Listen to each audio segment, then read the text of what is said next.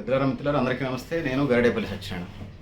So ఇది Arjun son of Vyjayanthi మూవీకి సంబంధించినటువంటి రివ్యూ చెప్పే ప్రయత్నం చేస్తాను. సహజంగానే కళ్యాణ్ రామ్ హీరో చాలా తన సినిమాలన్నీ ఇంట్రెస్టింగ్గా ఉంటాయి. ప్రత్యేకంగా డిఫరెంట్ కథనాలను ఎన్నుకుంటూ చాలా ఎనర్జిటిక్గా మూవీ చేస్తుంటాడు. కళ్యాణ్ రామ్ సినిమాలకు వెళితే పెద్ద ఎన్టీఆర్ కుటుంబం అనుకోండి, బాలయ్య బాబుది ఒక స్టైల్ ఉంటుంది, మెసేజ్ ఓరియంటెడ్, చాలా సీనియర్ అయిపోయాడు కాబట్టి మెసేజ్ ఓరియంటెడ్ సినిమాలు, చాలా పవర్ఫుల్ సినిమాలు చేస్తున్నాడు. జూనియర్ ఎన్టీఆర్ మాస్ మూవీస్ బాగా చేస్తున్నాడు. కళ్యాణ్ రామ్ది ఇంకొక స్టైల్, అందులో మామూలుగా ఉండవు. కళ్యాణ్ రామ్ సినిమాకి పోతే మనం డబ్బులు వేస్ట్ అయిన అనవసరంగా వచ్చామనుకునే సందర్భమే ఉండదు. ఖచ్చితంగా అట్లాంటి కథనాలని ఎన్నుకొని కళ్యాణ్ రామ్ సినిమాలు తీస్తూ ఉంటాడు. పాటలు, ఫైట్లు, డ్యాన్స్లు చాలా ఎనర్జెటిక్గా ఉంటాయి, చాలా బాగుంటాయి. ఈ సినిమా కూడా ఈ ఏదైతే ఉన్నదో అర్జున్ సన్ ఆఫ్ వైజయంతి, ఈ సినిమా అట్లా చూస్తే ఇది ఒక కుటుంబ కథా చిత్రం. అట్లా చూస్తే ఈ సినిమా యూనివర్సల్ మూవీ. అట్లా చూస్తే ఈ సినిమా ఒక తల్లి కొడుకుల అనుబంధానికి సంబంధించిన మూవీగా చూడొచ్చు. సో ఒక రెండు వర్షన్స్, రెండు పార్శ్వాలు ఇక్కడ మనకి సినిమా స్టార్టింగ్లోనే డైరెక్టర్ చూపించే ప్రయత్నం చేశాడు. అమ్మ పాత్రలో విజయశాంతి, కొడుకు పాత్రలో కళ్యాణ్ రామ్ జీవించారు అనలేం, నటించారు. సో ఐపీఎస్ అయినటువంటి పోలీస్ కమిషనర్ అయినటువంటి విజయశాంతికి వైజయంతిగా నటించింది కళ్యాణ్ రామ్. ఐపీఎస్ ప్రిపేర్ అవుతూ ఉంటాడు, ఐపీఎస్ కూడా వచ్చేస్తుంది. ఈ క్రమంలో తండ్రి కూడా, హీరో తండ్రి కళ్యాణ్ రామ్ తండ్రి కూడా సముద్ర తీర ప్రాంతంలో డ్యూటీ చేస్తుంటాడు. అక్కడ రైడింగ్ చేసే జాబ్ ఉంటుంది, ఆ జాబ్ చేస్తూ ఉంటాడు వైట్ డ్రెస్ వేసుకొని. సో సిన్సియర్, ఈ మాఫియా చంపేస్తారు అదొక బాగా. సో సినిమాకి స్టార్టింగ్లోనే రెండు పార్శ్వాలు చూపిస్తాడు.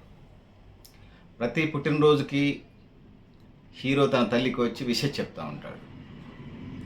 ఆ పుట్టినరోజుకు కూడా విషయం చెప్పడానికి వస్తే క్రిమినల్స్ ఏదైతే ఉన్నారో ఆ క్రిమినల్స్ మీద అటాక్ జరుగుతూ ఉంటుంది. ఆ అటాక్లో ఏదైతే ఉన్నదో మాఫియా మీద దాడి జరుగుతూ ఉంటుంది. మత్తు పదార్థాలు, మత్తు పానీయాలు, ప్రత్యేకమైన లిక్విడ్స్తో చేసి గంజాయి, బ్రౌన్ షుగర్ కంటే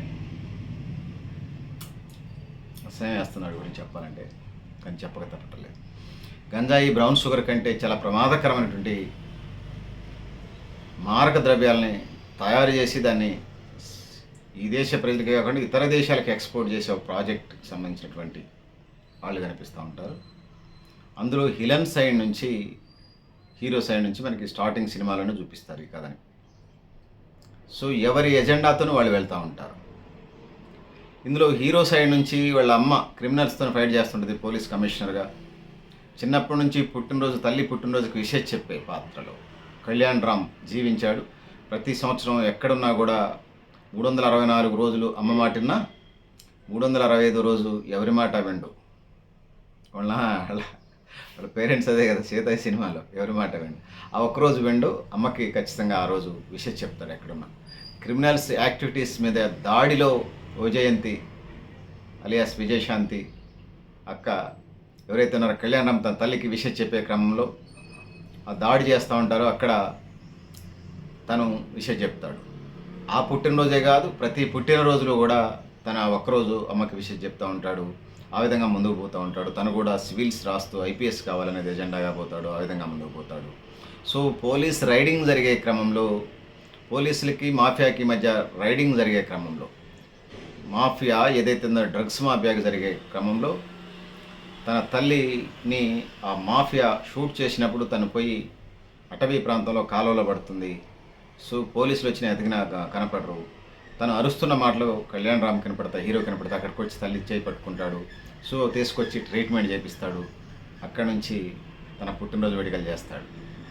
ఇది అమ్మ కోసం ఏమైనా చేస్తాడు అనేది హీరోని చూపించారు.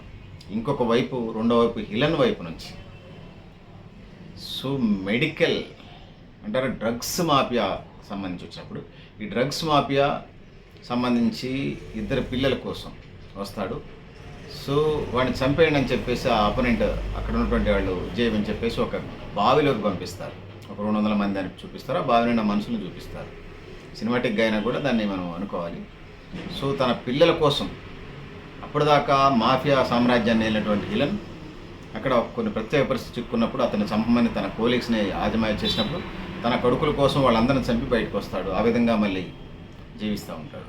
ఇక్కడ ఒకవైపు రెండు కోణాలు సమాంతరంగా వెళ్తారు రైలు పట్టాల్లాగా. ఒకళ్ళేమో హీరో తన తల్లి కోసం ఏదైనా చేస్తాడు, హిలన్ తన కొడుకుల కోసం ఏమైనా చేస్తాడు.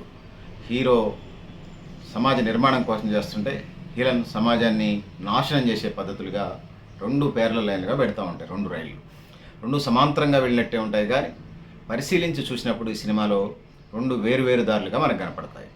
ఈ క్రమంలోనే తన తండ్రిని చంపిన వాళ్ళకి తల్లి విజయశాంతి చెప్పినటువంటి మాటలు, నేను వైజయంతిమాల కమిషనర్గా వాళ్ళని కోర్టులో శిక్షిద్దామంటే సాక్షులు రాకుండా చేసి కొట్టేసుకొని వెళ్ళిపోతారు. కేసు కొట్టేపించుకొని వెళ్ళిపోతూ హీరోను కూడా ఐపీఎస్ పాస్ అయి వచ్చినటువంటి హీరోను కూడా ఇచ్చేస్తూ ఉంటారు.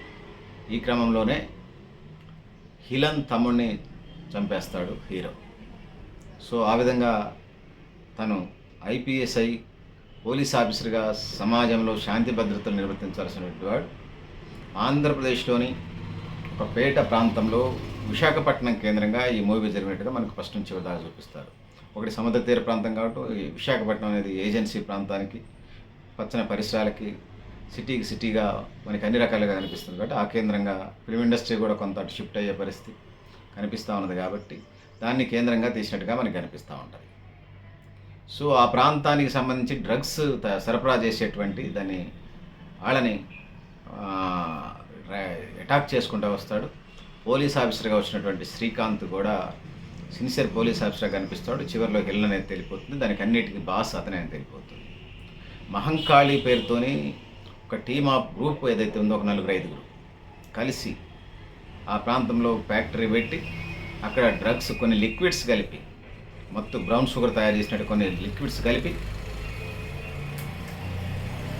మత్తు పదార్థాలు తయారు చేసి ప్రపంచం మీద వదలటానికి సిద్ధమవుతూ ఉంటారు. ఈ క్రమంలో వాటిని అడ్డుకునే కార్యక్రమం హీరో చేస్తూ ఉంటాడు. ఆ ఫైట్స్ సన్నివేశాలు, యాక్షన్ సన్నివేశాలు చెప్పనవే కాదు, చూడాల్సిందే. సో తల్లి కొడుకుల అనుబంధం సినిమాలో చూడాల్సిందే. సో ఆ విధంగా ముందుకు పోతూ ఉంటాడు. సో ఇవి హీరో దాడి చేసుకుంటూ వస్తుంటాడు, దుష్ట శిక్షణ శిష్ట రక్షణ చేసుకుంటూ వస్తూ ఉంటాడు. హిలన్ తన సామ్రాజ్యాన్ని విస్తరించు వస్తూ ఉంటాడు.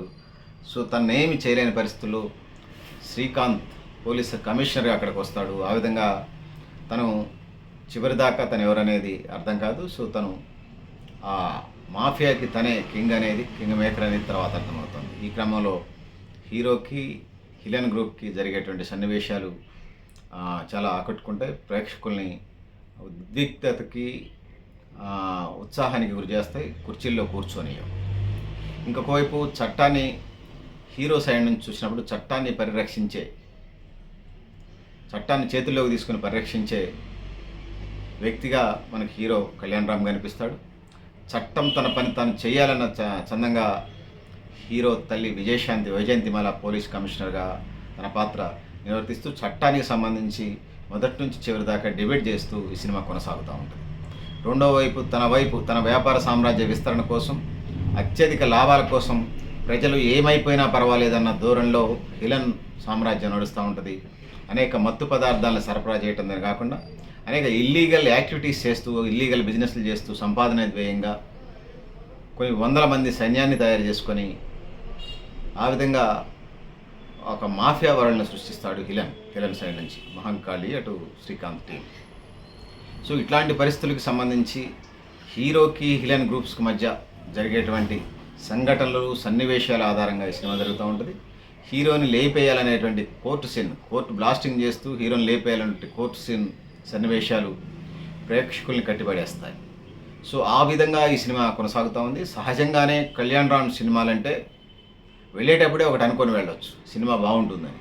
లేకపోతే తీయడు కళ్యాణ్ రామ్ సినిమా. లేట్గా అయినా తీసినా పర్వాలేదు, కానీ కళ్యాణ్ రామ్ సినిమా తీస్తే ఖచ్చితంగా మంచి కథాబలం, యాక్షన్ ఫైట్స్, పాటలు, డ్యాన్సులు అన్నీ బాగుంటాయి. అంత ఫైటింగ్ సన్నివేశాల్లో పాల్గొన్నట్టు కళ్యాణ్ రామ్ డ్యాన్స్లు ఇరగదీశాడు అనుకోండి. సో చెప్పుడు ఫస్ట్ నుంచి చివరి దాకా సీరియస్గా ఒక సిన్సియర్ బాయ్గా రాముడు మంచి బాలుడుగా ఉన్నటువంటి హీరో ఫ్లాష్ బ్యాక్లో చూసినప్పుడు ఒక సామ్రాజ్యం నడుపుతూ ఉంటాడు. అది సమాజ నిర్మాణం కోసం, ట్రాఫికింగ్కి వ్యతిరేకంగా, అక్రమ రవాణాకి వ్యతిరేకంగా, డ్రగ్స్కి వ్యతిరేకంగా, అవినీతి ఆశ్రిత పక్షపాతానికి వ్యతిరేకంగా, బాధితుల పక్షాన వారి అట్టడుగు వర్గాల పక్షాన పోరాడే క్యారెక్టర్గా హీరో ఈ సినిమాలో మనకి కనిపిస్తాడు. సో సోదరులారా, సోదరిమణులారా, ఇంకొక వైపు హిలన్ గ్యాంగ్ సమాజం నాశనమైన ఏం లేదు, ఎంతమంది సచ్చినా ఏం లేదు, వాళ్ళ వ్యాపార సామ్రాజ్య విస్తరణ, అత్యధిక లాభాల ఎజెండాతోనే ముందుకు పోతారు. ఎంత దూరమైనా పోతారు, ఎంతమందినైనా చంపుతారు, ఎంత డబ్బులైనా ఖర్చు చేసుకుంటూ పెడతారు. ఒకవైపు సిటీ మీద, పరిసర ప్రాంతాల మీద గ్రిప్పు, రెండో వైపు సముద్రం మీద గ్రిప్పు సంపాదించుకొని ఓడరేవుల కేంద్రంగా, విశాఖపట్నం ఓడరేవుల కేంద్రంగా మత్తు పదార్థాలని స్మగుళ్ళు చేసి విదేశాలకు తరలించి లోకల్గా, అదేవిధంగా ఇతర దేశాలకు ఎక్స్పోర్ట్ చేసి పెద్ద ఎత్తున లాభాలు ఆర్జించడమే ఎజెండాగా సాగుతున్నటువంటి క్రమాన్ని మనం చూడవచ్చు. హీరో దుష్ట శిక్షణ, శిష్టరక్షణగా కొనసాగుతూ ఉంటాడు. హిలను తన సామ్రాజ్య విస్తరణ కోసం ఎంత దూరమైనా వెళ్ళడానికి సిద్ధంగా ఉంటాడు. అది డ్రగ్స్ బిజినెస్, మాఫియా బిజినెస్, అనేక రకాల ఇల్లీగల్ వ్యాపారాలు చేసుకుంటూ ముందుకు పోతుంటాడు. ఈ సినిమా ఆద్యంతం 2 రైలు పట్టాల మాదిరిగా, ఒక స్టేషన్, రైల్వే స్టేషన్ నుంచి ఇంకో రైల్వే స్టేషన్ మాదిరిగా వెళుతూ ఉంటుంది. ఒక స్టేషన్ తర్వాత ఒక స్టేషన్, వీళ్ళిద్దరి మధ్య ఫస్ట్ నుంచి చివరి దాకా యుద్ధం జరుగుతూ ఉంటుంటుంది. సో హిలన్ టీమ్స్తో ఫేస్ చేసుకుంటూ హీరో ముందుకు వెళ్తూ ఉంటుంటాడు. చట్టాన్ని తన చేతుల్లోకి తీసుకున్నా కూడా పోలీసులు చేయనటువంటి పనుల్ని హీరో చేసుకుంటూ వెళ్తాడు. ఈ సినిమాలో పవర్ఫుల్ పాత్ర నటిస్తాడు. క్లైమాక్స్ సన్నివేశాలు ఆకట్టుకుంటాయి. తన తల్లి చనిపోతుందని తెలిస్తే హీరోకి ఒక చైన్ ఐరన్ చైన్లు పెట్టి కట్టేస్తారు. ఈ క్రమంలో తన తల్లిని రక్షించుకోవడం కోసం తన చైని కూడా కట్ చేసుకొని తల్లిని రక్షిస్తాడు. సో తల్లికి అప్పుడు అనిపిస్తుంది, నా కొడుకు మొదటి నుంచి చేసిందని రైట్ అని ఇది అనిపిస్తుంది. చట్టమే అన్ని పనులు చేయలేదనేది. కొన్ని పౌర సమాజం, ప్రజలు కూడా పోలీసులే అంటారు. ముఖ్యంగా డిపార్ట్మెంట్కి వెళ్ళినప్పుడు పోలీస్ కానిస్టేబుల్స్ స్టేషన్కి ఎంతమంది ఉంటారు, జనాభా ఎంతమంది ఉంటారు. సో అందుకోసం ప్రతి ఒక్క పౌరుడు ఒక పోలీస్ కింద లెక్క అంటారు. సో ఆ విధంగా పోలీస్ విధులను కూడా నిర్వర్తించి ఫస్ట్ నుంచి చివరి దాకా తనదైన శైలిలో కళ్యాణ్ రామ్ ఈ సినిమాలో జీవించారు. సో మీ సమయము, మీ డబ్బులు వృధా కావు. నేను ఈ సినిమాకి 5 మార్కులకి 4 మార్కులు ఇస్తున్నాను. వీలుంటే ఈ సినిమాని ఖచ్చితంగా చూడగలరని తెలియజేసుకుంటున్నాను. సో పైరసీని అరికడదాం. ఫిలిం ఇండస్ట్రీ మీద అనేక మంది హీరోయిన్లే కాకుండా, డైరెక్టర్ కాకుండా, ఆర్ట్ డైరెక్టర్లు, బ్యాక్గ్రౌండ్ డైరెక్టర్లు, స్క్రీన్ డైరెక్టర్లు, ఇంకా అనేక మంది క్యారెక్టర్ ఆర్టిస్టులు, కమెడియన్లు ప్రత్యక్షంగా పరోక్షంగా వివిధ రంగాలు, ఎడిటింగ్, డబ్బింగ్ దాకా వెళ్ళినప్పుడు వివిధ నటులు, నటీమణులు, సాంకేతిక వర్గం సుమారుగా 50-60 విభాగాలకు పైగా ఒక సినిమాకి పనిచేస్తూ ఉంటాయి. మళ్ళీ ప్రత్యక్షంగా పరోక్షంగా అనేక మందికి కూడా ఇది ఉపాధి మార్గంగా ఉన్నది. సో సినిమా రంగాన్ని రక్షించుకోవాల్సిన అవసరం ఉంది. సరే, అందులో ఉన్నటువంటి లోపాలు ఏమైనా ఉంటే చర్చించుకునే ప్రయత్నం చేద్దాం భవిష్యత్తులో. సో ఓవరాల్గా ఈ సినిమాకి సంబంధించి, ఇతర సినిమాలకు సంబంధించి కూడా పైరసీని అరికడదాం. ఈ సినిమాల్ని మనం కాపాడుకుందాం. థియేటర్లోనే ఈ సినిమాలు చూద్దాం, ఇలాంటి సినిమాలు. సో ఆ విధంగా ఫిలిం ఇండస్ట్రీని కాపాడుతూనే ముందుకెళ్దాం. సో ప్రతి ఒక్కరి జీవితాల్లో సినిమా చర్చ జరగకుండా, కొద్దిమంది చర్చికి వెళ్ళేవాళ్ళు, గుడికి, మసీదుకి వెళ్ళి కొద్దిమంది, అతి కొద్దిమంది మినహాయిస్తే ప్రతి ఒక్కళ్ళు సినిమా చూస్తారు. సినిమా చర్చ చేయని వాళ్ళు ఎవరు ఉండరు.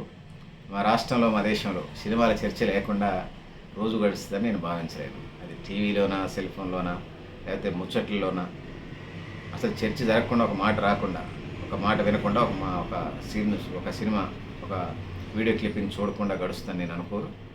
సో మనుషుల జీవితాల్లో సినిమా వినోద రంగంగా, అంత వినోదం, ఎంటర్టైన్మెంట్ రంగంగా అంత మనుషుల జీవితాల్లో మమేకమైనటువంటి సందర్భాన్ని మనం చూస్తూ ఉన్నాం. కాబట్టి సో ఫిల్మ్ రంగాన్ని కాపాడుకుంటూ ఆ విధంగా ముందుకు వెళ్ళాలని మనం చేస్తూ, సో పెద్దలారా, మిత్రులారా, మీ సమయము, డబ్బు వృధా కావు. ఆ విధంగా ముందుకు పోదాం. ఇది నా కోణంలోనే భావించండి. ఆ విధంగా జర్నలిజం కోణం కూడా అనుకోండి. సో ఈ సినిమా అంటే జనరల్గా 5 మార్కులకి ఇస్తున్నాను కాబట్టి 5 మార్కులకి 4 మార్కులు ఇస్తున్నాను. సో పెద్దలారా, మిత్రులారా, మీరు కూడా మీ అభిప్రాయాలు కామెంట్ బాక్స్లో రాయని తెలియజేస్తూ, నేను గరిడేపల్లి సత్యనారాయణ. థ్యాంక్ యూ అన్నాను.